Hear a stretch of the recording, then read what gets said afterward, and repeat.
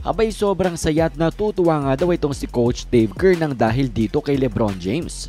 Pero bago natin pag-usapan yan mga idol ay ito muna ang mga nasabi ni Stephen Curry sa kanyang post-game interview after ng kanilang panalo against France. Well, kanyang inamin ng mga idol na pati nga daw siya ay nagulat at na-impress nga daw sa kanyang mga tira na naipasok in the clutch time. Lalo na mga idol yung kanyang last 3-pointer na pa-fade away over 2 defenders. Pakinggan nyo mga idol ang audio na ito ni Stephen Curry. But that was at the end of a solid flurry of shots, and at the end of the day, all I saw was the rim. I didn't see who was in front of me. I knew it was kind of a late clock situation, but that impressed me. I impressed myself on that one too, for sure. For sure. For sure. So pati nga mismo si Stephen Curry ay humanga sa kanyang naipasok na tira para seliwan ang panalo ng USA and get the gold. At ngayon ipag-usapan na nga natin ang dahilan kung bakit sobrang saya at natutuwa nga daw itong si Coach Kerr dito kay LeBron James after the Olympics.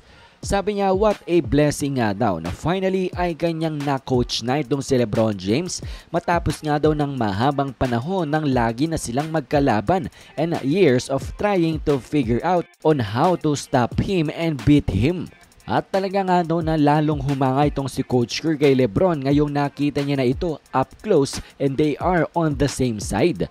Sabi niya na grabe nga daw talaga ang pag-approach ni LBJ sa kanilang mga laban. Siguro in terms yan of his consistent preparation.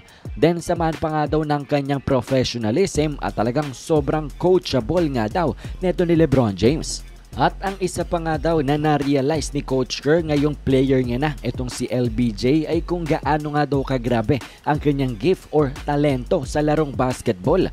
At lahat daw yan ay sa lahat ng aspeto. And actually sa kanyang tingin nga daw sa kanyang opinion ay parang na-master niya na nga daw, na-master na ni LeBron James ang lahat ng parte ng larong basketball. Meaning ni Coach Steve Kerr dyan ay parang alam na ni LeBron ang lahat pagdating nga sa paglalaro ng basketball. Kaya naman daw na sobrang thrilled or sobra daw ng dadamang excitement niya nang kino-coach niya itong si LeBron James for the last 6 weeks dito nga sa kanilang Olympic run. At kanyang sinabi mga idol na he will be a LeBron James fan for life nga daw. Pakinggan natin to.